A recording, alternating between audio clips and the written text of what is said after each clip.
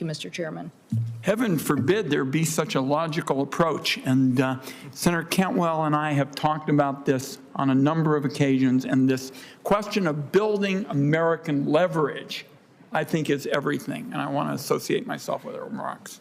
I have one other question with respect to this matter of the statute giving the ITC the authority to combat not just actual injury, but the threat of injury. And the Commission has been reluctant to use this tool, and particularly since enforcement is basically about China. And China will just overrun one of our key industries with massive subsidies that make it hard for American workers and businesses to proceed. There's just a clear pattern of abuse. And I'm wondering how you all would react to that. Should the Commission be doing more on this matter that we have given the Commission, we being the Congress, have given to the Commission authority to deal with? Mr. Coughlin. Thank you for that question. And I think the short answer is that, you know, if I'm fortunate enough to be confirmed, that would be something that I would like to look into. I know that in the 337 area, for example, that it specifically says in the statute that you can have a domestic industry exist or in the process of being established. And I think you're exactly right that in my time practicing at the Commission, I have seen that rarely used. And so it might, I would look forward if I'm... You said you've seen it rarely used. Were there instances where you thought it should have been used? That is a pretty short question.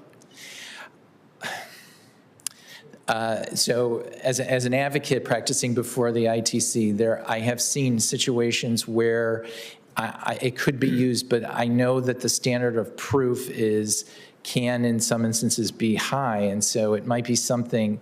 In other words, it can sometimes be difficult to show from a practitioner's standpoint. Now, I'm not at the Commission. I don't. You know, if I'm fortunate to be confirmed, I need to talk and understand things better. But it'd be something that I would be curious to. I'd be willing to work with you and your staff on, because in my experience as a practitioner, the burden of proof is often sort of difficult to show, and so it might be an area that we should be looking into. Okay. Ms. Craig. Thank you, Mr. Chairman. My understanding is somewhat similar.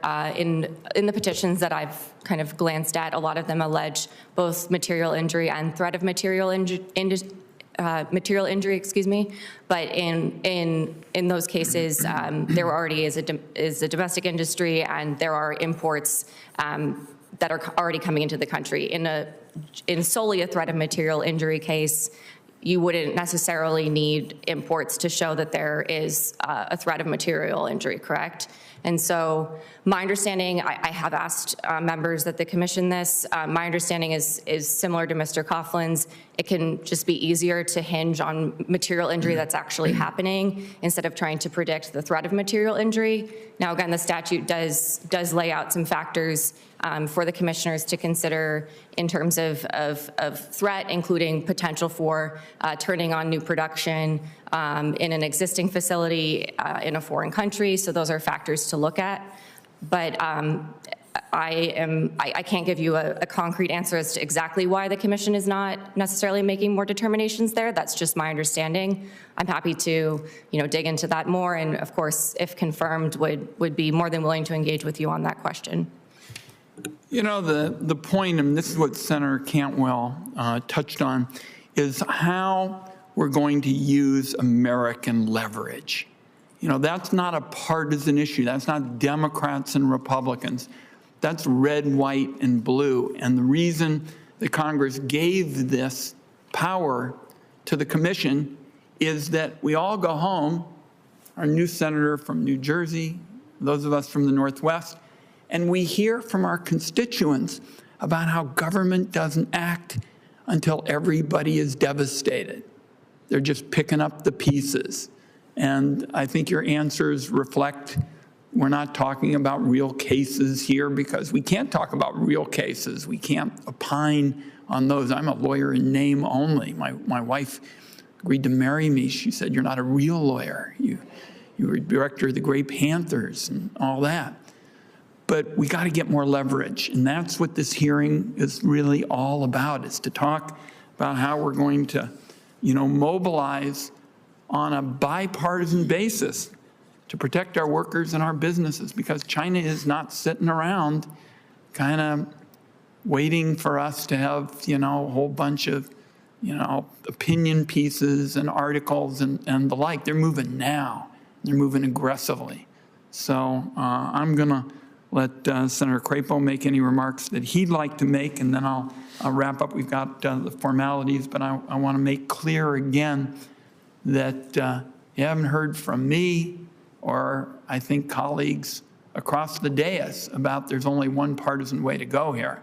I think the question is, what's the American way to go? And that's why I feel so strongly about this concept of leverage. Senator Crapo.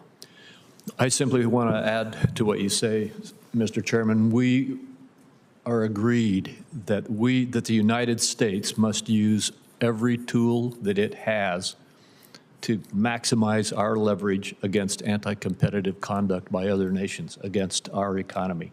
It's time for us to stand strong and firmly.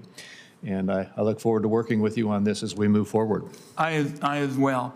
And let me thank our nominees. It's pretty clear everybody in the House agrees that the ITC plays an extraordinarily important role in trade enforcement. I've already indicated that we've heard from a wide variety of members, and we've got plenty to consider as the Finance Committee continues our review of these nominees. We want to thank them, their families, for their cooperation. With that, the hearing is adjourned.